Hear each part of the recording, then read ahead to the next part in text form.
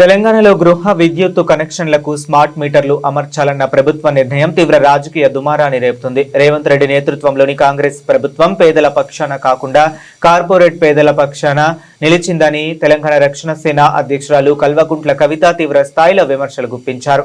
Corporate సంస్థలతో కుమ్మక్కై పేద ప్రజలకు అందుతున్న విద్యుత్ సబ్సిడీలను ఎత్తివేసేందుకు ప్రభుత్వం కుట్ర పన్నుతుందని ఆరోపించారు.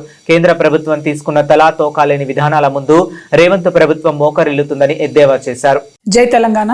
అందరికీ నమస్కారం. తెలంగాణ రాష్ట్ర ప్రభుత్వం పేదల పక్షాన లేదు, పెద్దల పక్షానే ఉందని పదే పదే నిరూపించుకుంటా ఉంది.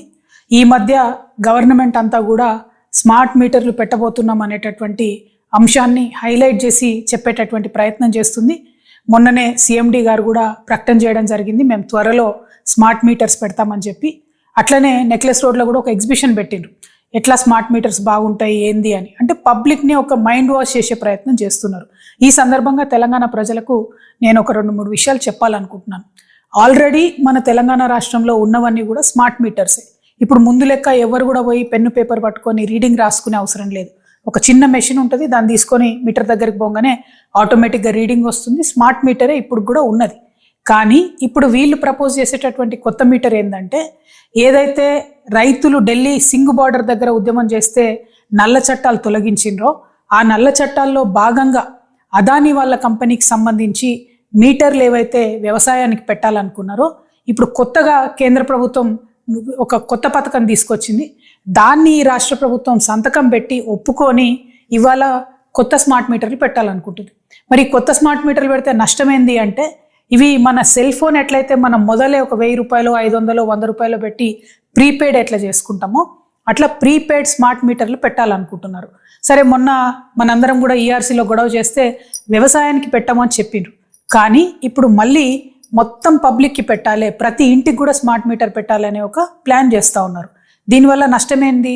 ఆల్రెడీ ఉత్తరప్రదేశ్లో ఈ ఎక్స్పెరిమెంట్ అయితే మొత్తం ప్రతి ఇంట్లోంచి మీటర్లు పీక్కొచ్చి ఎలక్ట్రిసిటీ ఆఫీసులలో మీటర్లు వేసి వెళ్ళిపోతున్నటువంటి పరిస్థితి ఉన్నది. మన దగ్గర కూడా క్రితం ప్రభుత్వంలో తెలంగాణలో గవర్నమెంట్ ఆఫీసుల్లో ఈ ప్రీపెయిడ్ స్మార్ట్ మీటర్ పెడితే సడన్గా అర్ధరాత్రి లేకపోతే ఏ టెలికాన్ఫరెన్స్ అవుతున్నప్పుడు కరెంట్ పోతుంది. ఎందుకంటే 100 రూపాయలకు మీరు ఛార్జ్ చేస్తే 100 రూపాయల యూనిట్స్ కాగానే ఆ కరెంట్ ఆగిపోవడం అనేది జరుగుతుంది. సో ఇమాజిన్ చేయండి, ఒక్కసారి ఇవే మీటర్లు మన ఇళ్లల్లో పెడితే మరి గవర్నమెంట్ ఇస్తా అన్న ఫ్రీ సబ్సిడీ 200 యూనిట్ల పరిస్థితి ఏమవుతుంది? సెలూన్లకు ఇవ్వాల్సినటువంటి డబ్బులు ఇప్పటికే వీళ్ళు ఎగబెడుతున్నారు. ఒకవేళ సెలూన్లలో కూడా స్మార్ట్ మీటర్లు పెడితే మనం ఏ కటింగో గిటింగో వేసేటప్పుడు మధ్యలో కరెంట్ పోతుంది, ఉన్న బిజినెస్ కాస్త పోయే పరిస్థితి ఉంటుంది. అంటే అల్టిమేట్గా కాంగ్రెస్ ప్రభుత్వం, రేవంత్ రెడ్డి గారి ప్రభుత్వం కేంద్ర ప్రభుత్వం ముందు మోకరిల్లి వాళ్ళు తీసుకొస్తున్నటువంటి తలాతోకలేనటువంటి పథకాలను అదానీ గారి బిజినెస్ని ఎంకరేజ్ చేయడానికి మాత్రమే వీళ్ళు ఇక్కడ స్మార్ట్ మీటర్లు పెడతామని చెప్తున్నారు. ఉన్న స్మార్ట్ మీటర్లను సరిగ్గా వాడుకొని ఉన్నటువంటి మొత్తం ఎలక్ట్రిసిటీ డిపార్ట్మెంట్ని ప్రాపర్గా వాడుకొని ఆర్టిజన్లను రెగ్యులరైజ్ చేసి కాంట్రాక్ట్ ఎంప్లాయీస్ని రెగ్యులరైజ్ చేసి ముందు 24 గంటలు కరెంటు మంచిగా ఇచ్చే ప్రయత్నం చేయండి. హైదరాబాద్ మహానగరంలోనే ఎప్పుడంటే అప్పుడు కరెంట్ పోయే పరిస్థితి ఉంది. ముందు దాన్ని సరి చేసుకోండి, ఆ తర్వాత కొత్త కొత్త పథకాలు ఆలోచించండి. ఎంతసేపు ప్రజల జేబులకు కత్తరేద్దామనేటటువంటి ఆలోచన తప్పితే ఈ కాంగ్రెస్ ప్రభుత్వానికి ప్రజలకు మంచి చేద్దామనే ఆలోచన కనబడతలేదు. కాబట్టి తెలంగాణ రక్షణ సేన నుండి మేము ఈ కొత్త స్మార్ట్ మీటర్లు పెట్టేటటువంటి పథకాన్ని తీవ్రంగా వ్యతిరేకిస్తున్నాం. దీనివల్ల మీరు ఇస్తున్నటువంటి ఎస్సీ ఎస్టీలకు అట్లనే సెలూన్లకు సబ్సిడీ ఎత్తేయాలనేటటువంటి ఆలోచన చేస్తున్నట్టుగా కనబడుతుంది.